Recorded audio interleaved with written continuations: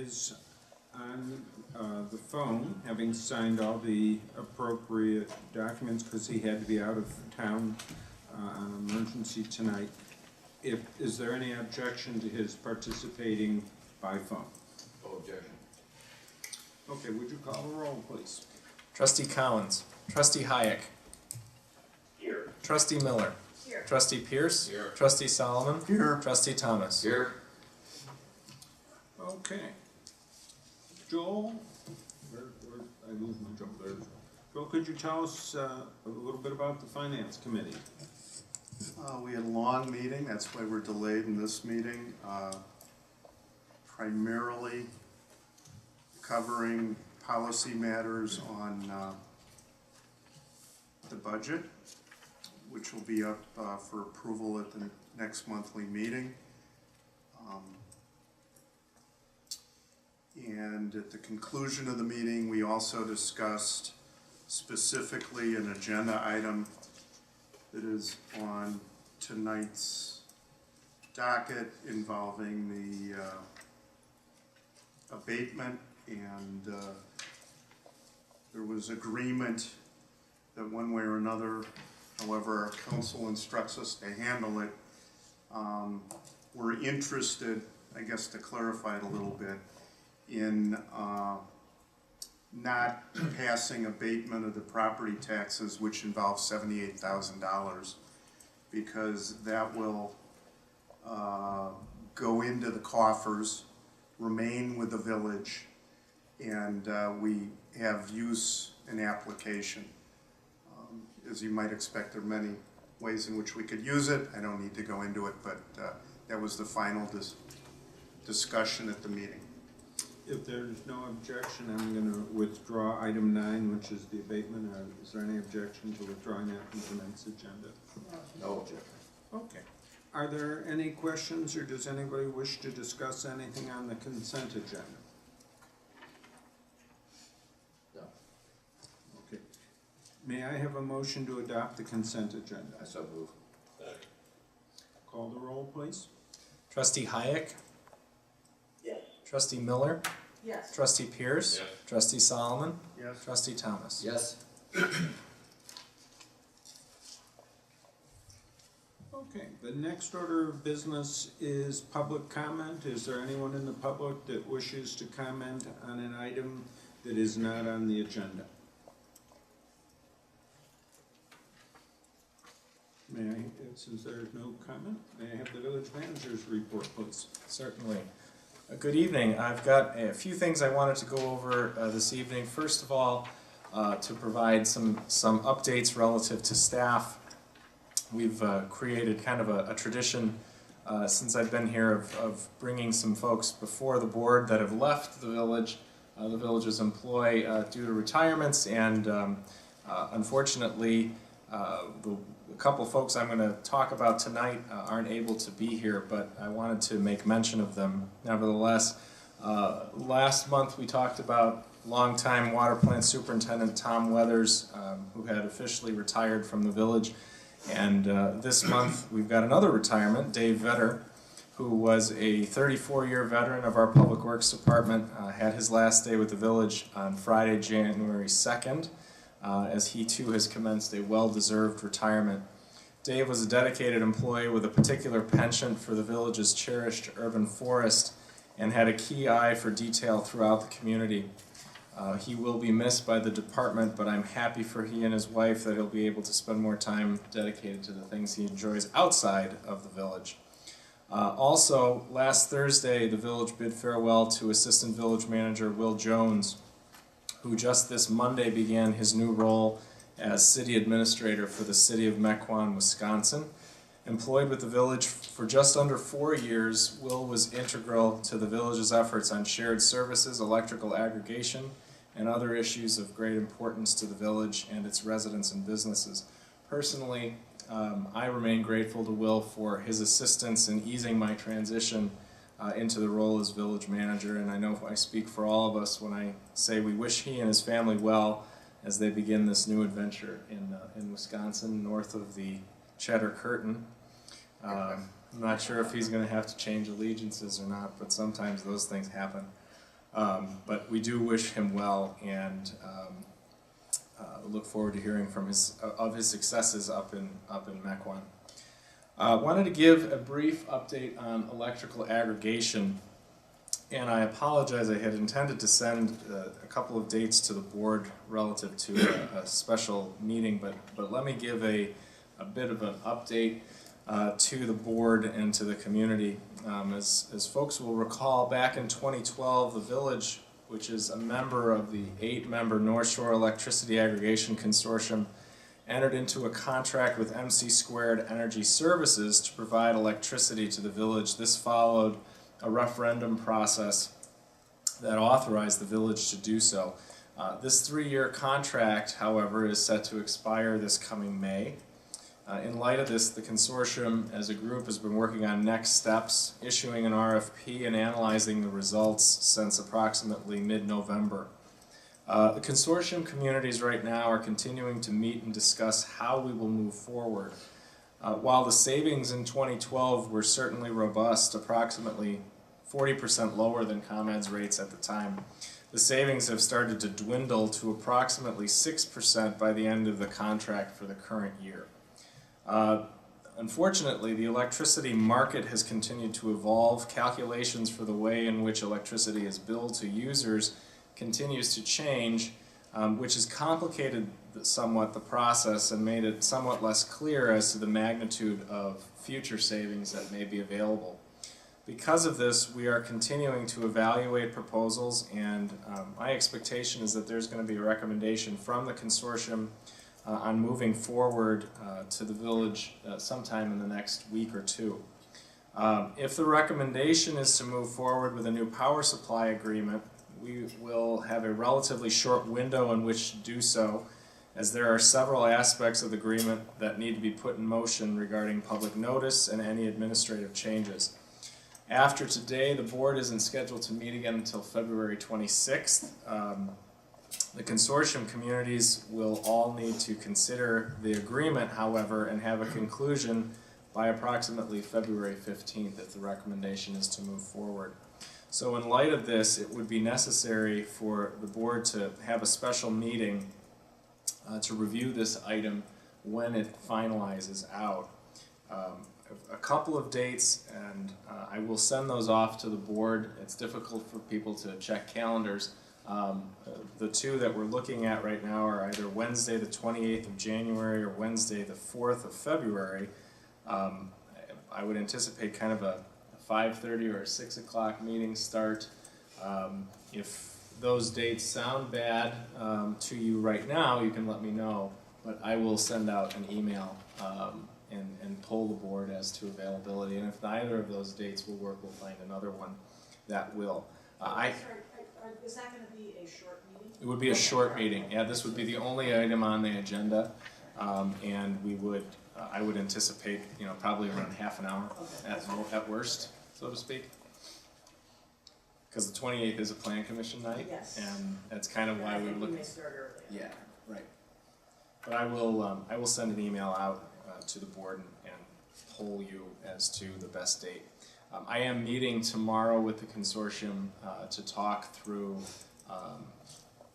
where things stand, and we'll have a better sense of that tomorrow, so I'll send an email tomorrow on that. And last but not least, Monday is Dr. Martin Luther King Day, and annually the St. Paul AME Church has a Dr. Martin Luther King Jr. celebration and remembrance the day before. So this year is Sunday, January 18th at St. Paul AME, and it begins at 3 o'clock. All in the community are welcome to attend. They've encouraged us to invite anyone who's interested in participating to that event. I know President Levin will be there, and if anyone else on the board is so inclined, you are more than welcome to join as well. So that concludes my report, unless there are any questions from the board. All right. Thank you. Trustee Thomas, Dale Thomas, you have a report on the golf committee? I do. We have not yet met this month, but we are due to meet Monday. We are ourselves going through the budget process. So this Monday, we will be going over budgeted rates and rounds. And then in February, before the February 26th board meeting, we will be going over budgeted revenues, expenses, and payroll. So that by the time the board has to vote on the overall budget, which includes within it the GOF budget, the GOF Advisory Committee will have reviewed and approved all elements of the GOF budget. I think in some ways the even better news is, as many of you may know, the Glencoe Golf Club has been chosen to be a qualifying site for the 66th Illinois Open Championship. This is a rare honor for a course like this, and normally it's those qualifying rounds in places like Westmoreland Country Club or Inverness, the country club, and so it's another feather in Stella's cap. Amateurs have to have a handicap of 10 or less. I would kill to have a handicap of 10 or less, so it should really be a signature event for the golf course. Terrific. I would make two observations since Chief Lundowski's here. I'm glad that you have above a 10 handicap, so you don't have to kill anybody. And the second one is only Stella could do. She was worried about how well the golf course was going to do during calendar 2014, so she managed to get days in December when the course was open, and she made far more money than the budget. So as always, thank you, Stella. All right, we have a rare treat in that Plan Commission Chairman Karen Thomas is here to give us an update and a peek at how their current schedule is on the downtown tune-up.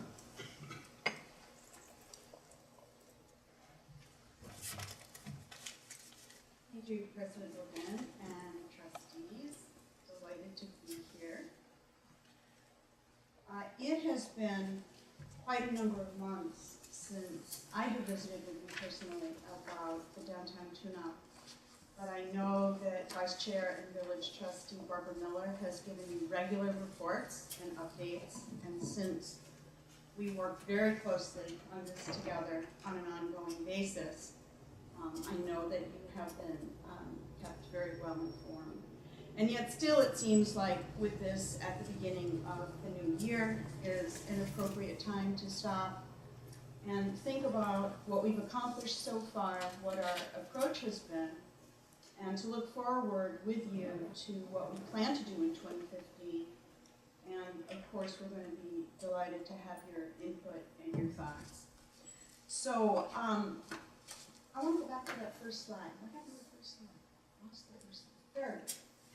This reminds me a little bit of one of the slides that architect Jeannie Gang used for Glencoe shot when she talked about Writers Theater, and some of the trustees may remember that, because we were all amazed to see what she called the green canopy of Glencoe. It's been very much in our mind the preciousness of our natural resources and literally how green the area is in which our little downtown is nestled.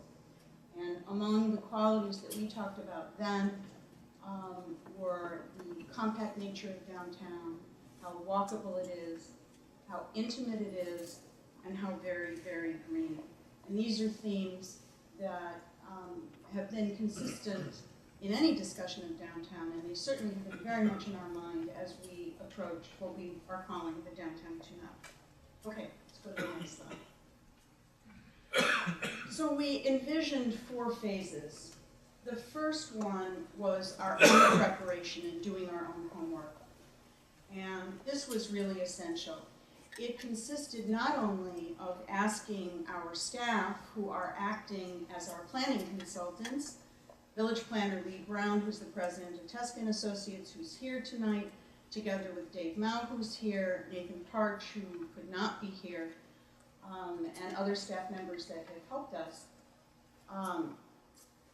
We asked that staff give us tutorials on what constitutes a first-rate planning process, first-rate downtown plan, and a first-rate comprehensive plan. And then we did some homework on the history of Glencoe's downtown. We had a wonderful historical presentation on downtown, looking at downtown through the years. And then we had an experiential assignment as well, where we did a SWOT analysis, which was each of the trustees walking, I hope maybe some of the trustees did it, but each of the commissioners walking downtown and taking photographs of what we all saw as strengths, weaknesses, opportunities, and that T word is for threats, but it's not a literal threat. It's things about downtown that concern us, particularly if they are not addressed for the future. And we collected those, and staff presented the picture that we individually took of our downtown, both at its finest and some of the aspects of it where we felt that perhaps we had issues to address for the future. The second phase, which we call listening and learning, is also about engagement. One of the big issues is always we have a community that cares so deeply about Glencoe and is ready to engage and converse, but we have to engage them first. And we wanted to be creative about how we do this. And I'm going to come back to listening and learning because we have a couple of specific slides on that. But this was really about how do we reach out to our residents in unusual ways, creative ways, things that could get some attention. And then what could we do to make sure that we're really listening and learning before we engage in a discussion of issues. In fact, to use listening and learning in order to figure out what we should be talking about. In addition to some of the tools of engagement that you'll see in a few minutes, we also created a series of specialized panels. This is an approach that was used in my involvement in the village, I think about 10 years ago, with great success. And it consists of inviting groups that have a common concern or interest, and literally empaneling them in front of the Plan Commission to address us from their areas of expertise and engage us in a dialogue about issues that they feel are of importance with respect to downtown. And I think you have a list of some of the specialized panels that we have already impaneled, and we have a few more to go. We have one on transportation, and I think we have one on, what else do we have coming up? The developers. We have real estate developers, not for any specific proposal, but to talk to us about what it's like to improve or see new development in a downtown, particularly smaller downtowns. So the third one, once we complete our months of listening and learning from everyone who has been in touch with us, is to begin to frame issues and to discuss those policy issues. And our staff will take the lead in that, as would a third-party consultant if we had chosen to hire an outside consultant. And that will be a process where we will continue to try and engage as many interested residents and others that use or work in our downtown as possible, but we'll actually be looking at the specifics of parking, circulation, use of land in downtown, massing, intensity of use. All of the specifics with two exceptions. Those exceptions are appearance review and signage. Most of you may know that we have an appearance review ordinance, and we certainly have signage ordinances as part of zoning. They are so specific that we are going to wait until the overall Chapter 10 is revised, and then the Commission is going to consider those separately. So while we'll be discussing those in this process, they are not going to be a part of the specific policy discussion in number 3. We'll move from number 3 to beginning to frame recommendations, and I know we're going to be talking about ways to either hold open houses or events that will invite residents to take up maybe some crayons, some colored chalk, and to draw with us and to look at a map of downtown and to think both creatively about the future and about what they feel downtown can be at its best. And I'd like to remind those people on the board that weren't here during 1996 when our comprehensive plan was passed, that the cutting edge issue at the time was whether people actually would ever work from home based upon access to something called computers. And I was in the audience in '96, and it was a hotly debated issue, and we saw the commission at that time, and everyone participating felt that they were cutting edge to include a mention in the '96 plan about a time when people might actually run a business from their home. So we're really looking forward to thinking with staff and everyone who is interested in the future of downtown about what some of the cutting edge issues could be for the next, we say 20 years, and our planner says 50 years. So we are really looking ahead and hoping to be both imaginative and thoughtful. Next slide, please. So this was a picture of the walk that we did in downtown, and Lee addressing us and helping us to frame our own perspectives. There's no substitute for walking downtown. I'll tell you, once it warms up, I really encourage you to do it. When we walked, we suddenly saw things we never noticed before. Everybody remarked on things that they just hadn't really taken the time to notice. I did this walk about 10 years ago, wasn't it, Lee? And even on this round, I saw things so differently. It would be a wonderful exercise for the trustees. Maybe we'll organize a walk as part of a discussion period, and everybody will be invited to go, and everyone can take photographs. So this was at the end of our preparation phase. Next slide. This is our website. We also have a mobile app, and it's the Glencoe Tune-Up. There are quick polls for people to give their opinions on questions that are posed by the planning staff. There are opportunities to share pictures, to share thoughts. There are articles about what's going on in terms of current developments in the Tune-Up. And for the first time in my life, I've been writing a blog. And for the first one, since I didn't know what to do, I turned to the biggest conversation starter in our house, which is our dog. And he was featured in the first blog, so I commend that to you as excellent reading. But it's a way to also reach out and think about some of the bigger issues that aren't captured in the specifics of the website. Next slide. This was one of the really creative engagement tools. Lee Brown raised it as a possibility. The commission was actively engaged in talking about how to do it. I would like you to know that the top sentence, Glencoe downtown would be better if ... We probably spent 2 meetings debating that. What exactly should that wording be? So the commissioners were really engaged and active in thinking about how we should structure this chalkboard. We didn't know if it would be ignored. In the end, staff photographed every full board, and there were days when it was erased multiple times in a day because there were so many people that wanted to draw on the chalkboard. I remember on July 4th walking behind a family on the way to the beach, and there were several families in conversation, and they were all talking about what they had put on the candy chain wall.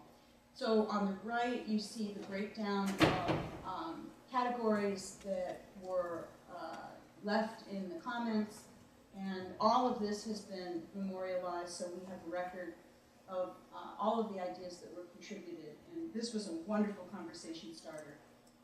Another tool of engagement at the library, next slide. This was just wonderful. I think it was the children's librarian and the library staff that proposed it. This was a felt board at the entrance to the children's room with Imagine Glencoe Downtown.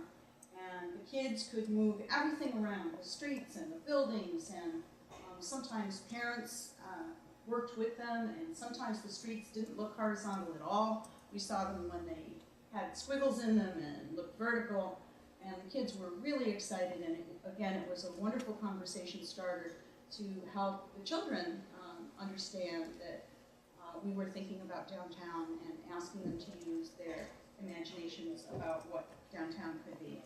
We also had representatives, both staff and plan commission, at the farmers market. We had a table there every farmers market, even the one where the rain blew the tent over. And we found that people coming to market really enjoyed stopping and sometimes chatting at real length with us about their experiences in downtown Glencoe and their concerns and also reasons why they love the downtown. One of the posters that we put, this was a signature poster on historic aspects of downtown, and the traditions and innovations is very deliberate because in our early discussions, what we really learned about our community in studying our history is that while the village has many traditions which are dear to us, and many of us would fight like crazy not to change things, that a lot of those traditions grew out of what were striking innovations, and that our village has been a place of great innovation in many respects, from our village manager system to our consolidated fire and safety staff to the consolidation of our school district into a single district, to the presence of a world-class theater that we will now have a major theater complex in a very, very small vision, our Women's Library Club, very innovative group.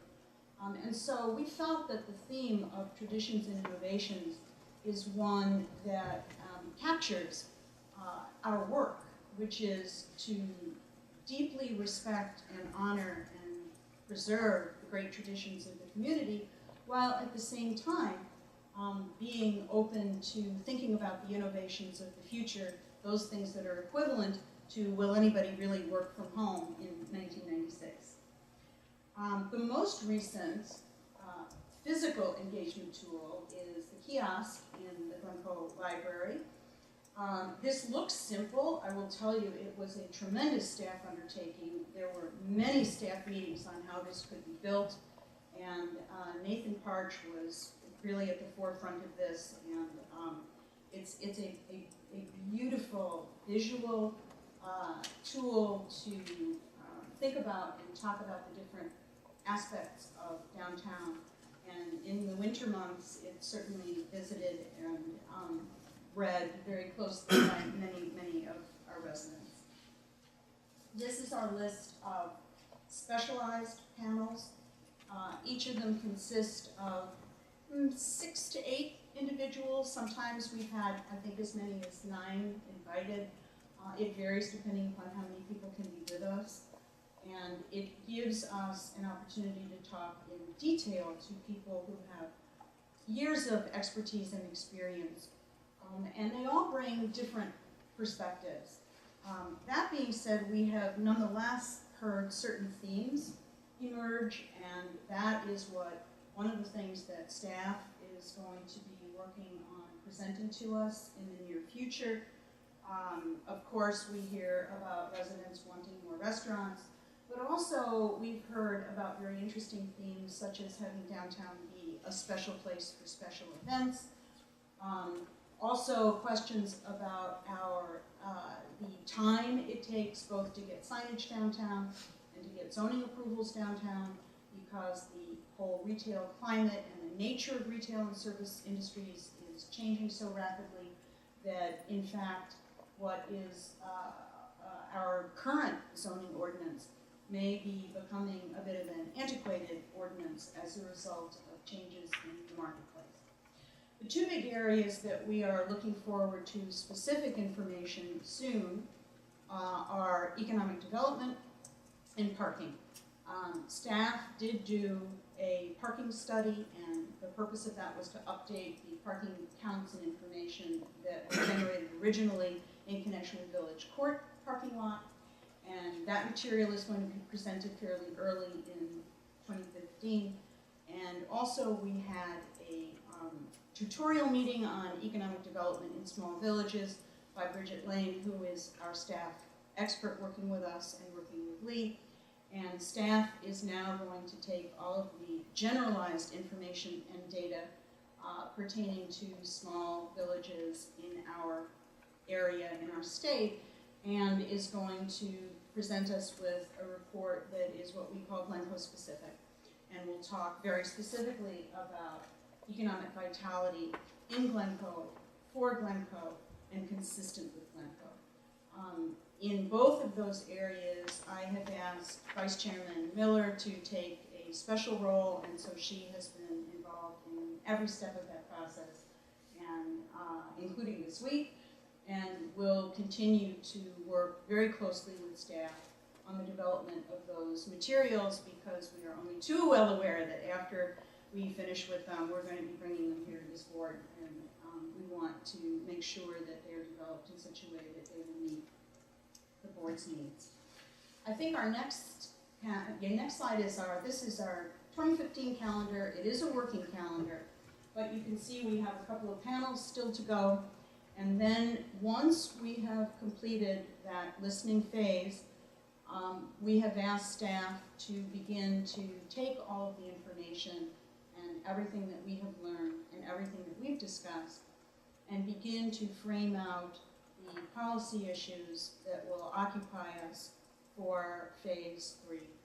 And that's going to be where we really put our hands around the key issues. We have to prioritize, we have to organize them, because there's so much that we could talk about. And in addition to the ones that I've mentioned, we also need to take a look at the northern edge of downtown where Ryder's is being built, and think about how that relates both to the residential area immediately adjacent into Friends Park, but also to think of it as really a revitalizing area of our downtown. And then, because this is Glencoe and nothing would be complete without talking about public works, we will talk about the southern side of downtown, and that will include a discussion of the public works garage. Not for the purpose of considering any development plan, and I want to emphasize that. There is absolutely no plan, and we are not going to come up with a plan. What we are going to try to do is to proactively articulate values and possibly guidelines, I'm not sure yet, but something that basically says, these are some of the things that we deeply care about, and should there be an occasion or an opportunity or a proposal that pertains to the southern edge, southern section of downtown Glencoe, we want that to be consistent with all of the planning that we have done for downtown, and we want that to be consistent with our community and what we value about the community. Personally, I think the July date is a bit optimistic. The board's referral to the commission was in September of 2013, and thinking about that, you know, my initial reaction is to go, whoa, where did the time go? Could we have done what we've done so far sooner? Well, maybe, but it would have required making sure that staff could work 48 hours in every day, and it would have required multiple meetings of the Plan Commission every month. And we have to be very mindful of the fact that many of our commissioners serve on our other public boards. They are already going to other board members. Some of our commissioners chair those public bodies. And so while we will have 2 meetings in January, and I think, are we 2 in February too? Yes. Very unusual, because it puts a really terrific strain on commissioners who are already giving so much time to the community. So one of the reasons that this has been more extended is to be mindful of staff's other duties and to be mindful of the responsibilities that so many of our commissioners have to other public bodies. And also, there's no expiration date on this plan. Chapter 10 is an excellent piece of work. When we read it over together, we just kind of went, oh, this is really pretty good. So there's nothing that we need to be concerned about in terms of the existing plan. And we would rather take it slow and give everyone every opportunity to visit with us and engage with us than to in any way rush. So would be delighted to have you join us for any and all of these meetings. I think we are going to really reach out to trustees as we get into the discussion part of our process, because we would love to have you sit with us or to receive more detailed or frequent reports about some of the specifics of the discussion, and also suggestions about how to bring that out into the community, and make sure that, again, we may have less of the creative engagement tools, like the Candy Chain Wall, but we still want to be very, very proactive in engaging our residents. I don't think I mentioned the survey of downtown residents, that's going on now, and those results will be coming in soon. So we're really thrilled about the amount of input that we've received from so many different portions of the community.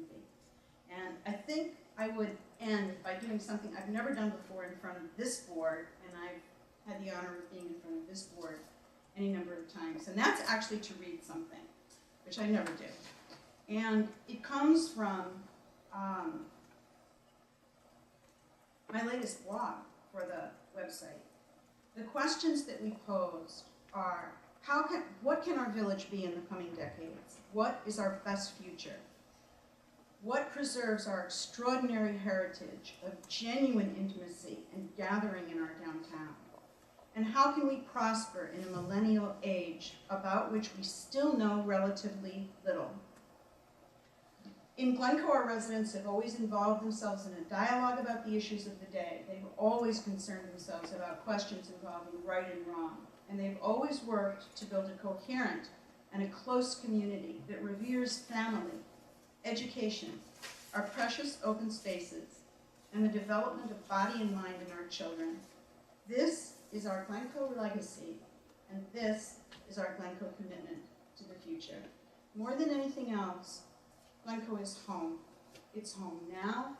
We want it to be home in the same essential way in the future, and we want it to thrive. And we thank you for your support and having the opportunity to work on this very, very important project together. Thank you.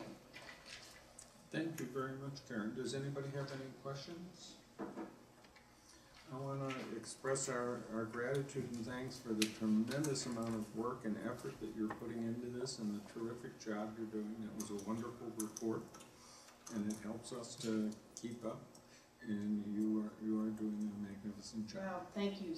We have an incredible staff. Some of you know that when there was a question of when President Levin asked me if I would remain to chair the commission and undertake the downtown plan, that I had one condition, and that was that that our own staff handle it and be our consultants, because there's nobody better. I would like to clone them so that I had matches for everyone that was just doing this, because they work so hard. And this past year, having Phil join us very actively, Phil has sat in on almost every meeting and really been a part of the process in a very active way, and it's really a privilege, so thank you. I'd also like to express my thanks to your vice chair, the trustee Barbara Miller, who has put in a lot of time and effort and is doing a terrific job and has been keeping us up to date. Thank you, Barbara. And we do encourage all the trustees to participate, get in touch with us. We really want to make sure that what the Plan Commission ends up with presenting to the board is what the board wants. So hopefully, you've started to marinate on it, and let us know. Thank you. Okay, in terms of the President's report, I don't have a lot. I do want to remind everybody that our next village board meeting, rather than being on the third Thursday, is on the fourth Thursday, which is February 26, 2015. Unless someone has any other business, then I think we're in a position where we're ready to adjourn. And I have a motion to adjourn. So we're Roll call, please. Trustee Hayek. Yes. Trustee Miller. Yes. Trustee Pierce. Yes. Trustee Solomon. Trustee Thomas. Yes.